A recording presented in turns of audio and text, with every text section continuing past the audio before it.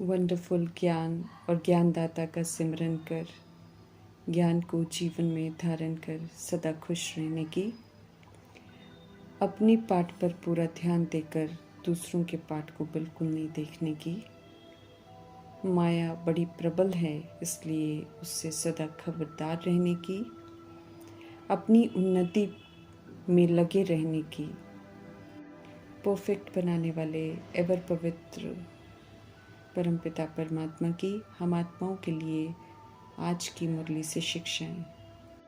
इस समय की अच्छाई प्रभु की देन है, देने वाले पर प्रभावित होना। बाकी जिस भी आत्मा ने अच्छाई को श्रीमत पर चलकर धारण किया उसे अप्रिशिएट करेंगे, धारण की हुई परमात्म अच्छाई का महत्व अनुभव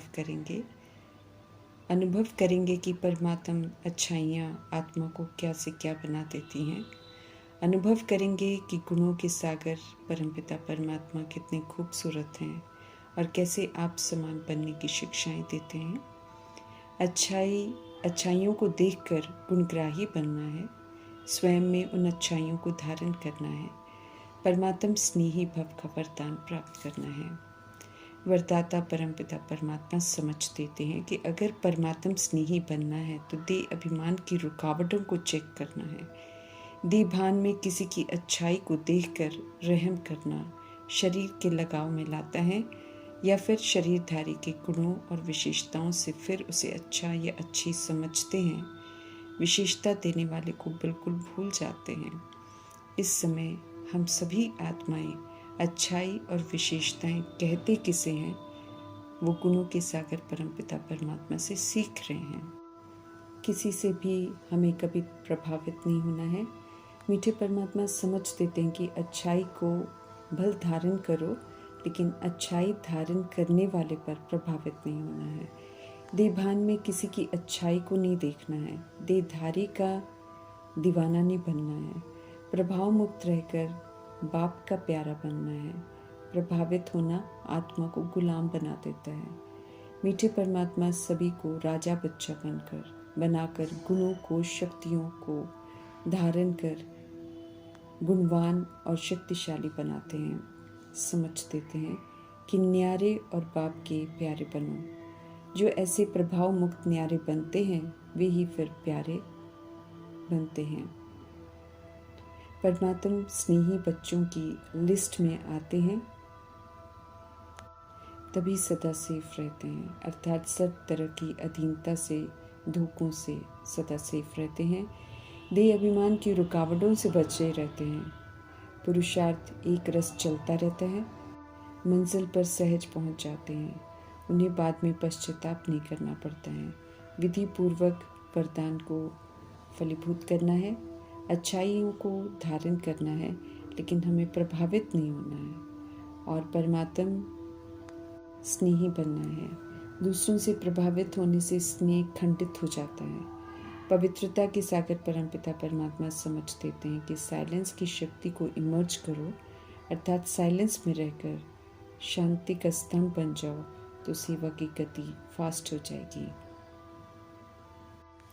समझ देते हैं शांति के सागर परमपिता परमात्मा कि साइलेंस की शक्ति क्रोध अग्नि को शीतल कर देती है, व्यर्थ संकल्पों की हलचल को समाप्त कर देती है, कैसे भी पुराने संस्कारों को परिवर्तन कर देती है, अनेक प्रकार के मानसिक रोग सहज ही समाप्त कर देती है, तड़पती हुई आत्माओं को जियादान दे देती है, अनेक आत्माओं को शांति के सागर बाप से मिलन करा देती है, अनेक जन्मों से भटकती हुई आत्माओं को ठिकाने की अनुभूति करा देती है, महान पुण्य आत्मा धर्मात्मा बना देती है, सेकंड में तीनों लोगों की सैर करा देती है, कम मेहनत कम खर्च वाला नशीन बना देती है, समय के खजाने में भी इकोनॉमी करा देती है, अर्थात कम समय में अधिक सफलता दिला देती है, हाहाकार से जय जयकार करा सकती है, सफलता की मालाएं पहना सकती है, रेत में भी हरियाली कर देती है, पहाड़ को राई बना देती है। साइंस की शक्ति से विनाश होगा, लेकिन साइलेंस की शक्ति से नए विश्व की स्थापना होगी। तो ये महान शक्ति जब हमारे बोल संकल्प कर्म में आ जाती है, निरंतर आ जाती है, तो फिर यह मास्टर शांति देवा बना देती हैं। इसलिए प्रभु कहते हैं, सेवा की वृद्धि के लिए साइलेंस की शक्ति को इमर्ज करो। विश्व की सभी आत्माएं, 800 करोड़ अगर आबादी है तो 800 करोड़ शरीरों में विराजमान आत्माएं मीठे परमात्मा के बच्चे हैं। पिता होने के नाते उन्हें होना है कि एक एक आत्मा जो अनजान है, जो दुखी है, वो अनजानपन से, दुख से मुक्त हो जाए। सभी परमात्मा को पहचान नहीं पाते, इसलिए उनके नहीं बनते हैं। तो हम आत्माओं को समझ दे रहे हैं प्रभु कि अनजान और दुखी आत्माओं को पाप का परिचय देकर, खुशी में लाकर, उनकी आंखें खोलकर उन पर उपकार करो। सेंटर सारे प्रभु के हैं, वृद्धि प्रभु कराएंगे, हुंडी प्रभु भरवाएंगे, बशर्ते बच्चे निस्वार्थ सच्चे दिल से, शौक से प्रभु की याद में रहकर सेवा करें।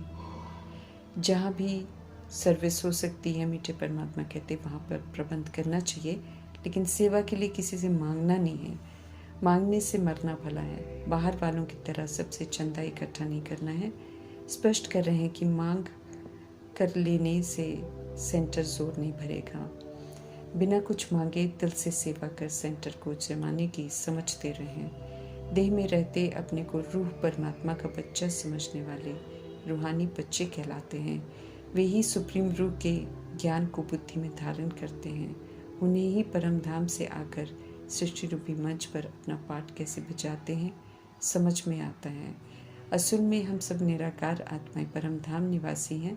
परम धाम से हम सब आए हैं, धरा पर आकर शरीर का आधार लेते हैं, पवित्र आते हैं। 2500 वर्ष पुनर्जन्म में आते 20 शरीर लेते हम पवित्र रहते हैं, लेकिन फिर द्वापर युग से देह के भान और फिर बढ़ते हुए देह अभिमान के पुनर्जन्म में आते आते पतित बनते जाते हैं।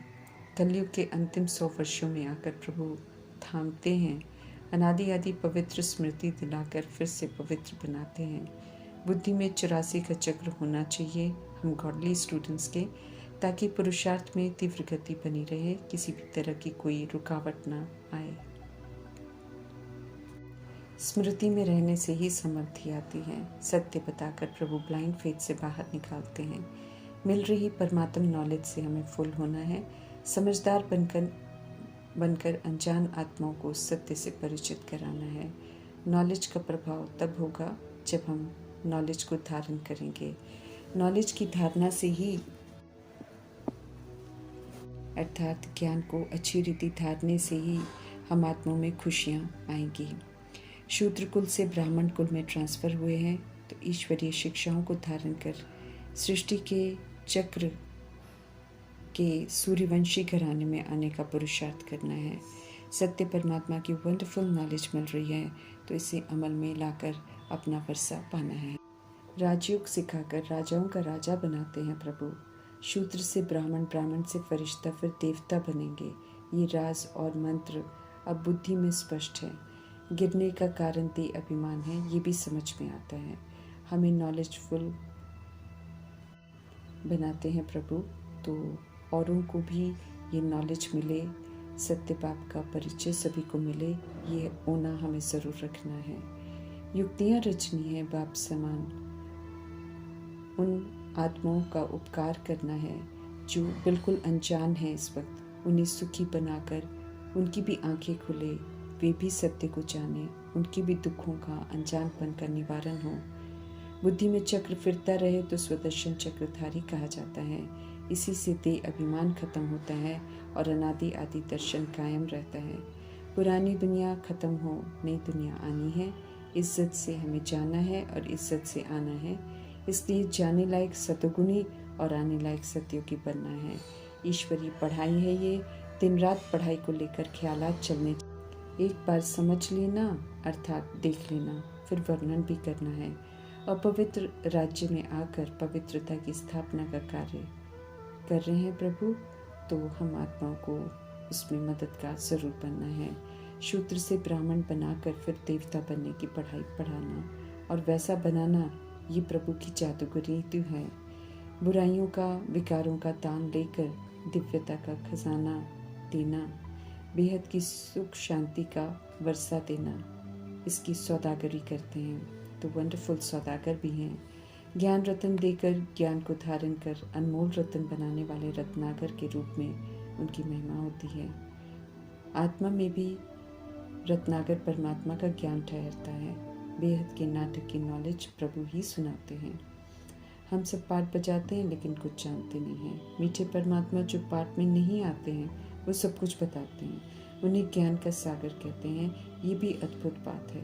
त्योहार हम मनाते हैं, भक्ति हम करते हैं, लेकिन क्यों त्योहार मनाते हैं और क्यों भक्ति करते हैं, किसकी करते हैं, ये हम आत्माओं को मालूम नहीं। उसका भी राज प्रभु आकर बताते हैं। तो सब कुछ समझना है। प्रभु कहते हैं कि उन्नति करनी है तो अपने को आत्मा समझो, क्योंकि आत्मा समझने से ही हम उन्नति कर सकेंगे। देह समझने से तो कभी कोई कमज़ोरी अधीन करती रहेगी। देवी देवता बनने के लिए खुद को आत्मा समझना पड़े। नई नई बातें समझाकर नया बनाने वाले शिव पिता परमात्मा को बहुत याद करना चाहिए। ज्ञान के राज को जानकर उसका सिमरन करने में हमें कोई तकलीफ़ नहीं होनी चाहिए। कैसे हम आत्माएं वर्णों से गुजरते हैं ये यथार्थ समझना है और अब देवता बनने का पुरुषार्थ करना है। भक्ति मार्ग में कभी किसी को मीठा समझते हैं तो कभी किसी को मीठा समझते हैं, लेकिन वास्तव में तो सत्यम शिवम सुंदरम ही बहुत मीठे हैं। राज समझाते हैं कि कैसे हम आत्माएं ही आनंद स्वरूप थी, फिर हम ही विस्मृत होकर उल्टे मार्ग पर चलकर दुख रूप छीछी बन जाते हैं। छीछी बनकर भगवान की महिमा करते हैं, लेकिन जानते समझते कुछ भी नहीं है। अभी दिव्य दृष्टि से चित्र बनवाकर अर्थ सहित सारे ड्रामा का राज स्पष्ट कर समझाते हैं। काम महाशत्रु पर जीत पहनकर फिर से जगत जीत बनने की समझ देते हैं।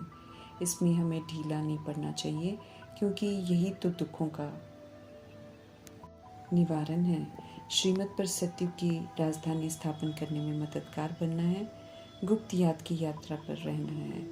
सर्व की सदगति करने वाले शिव पिता परमात्मा माया की जंजीरों से छुड़ाने वाले एक ही हैं। इसलिए अब एक से ही बुद्धि का योग लगाकर हमें मायावी जंजीरों से खुद को मुक्त करना है। रावण देह के अभिमान से खुद को मुक्त करना है।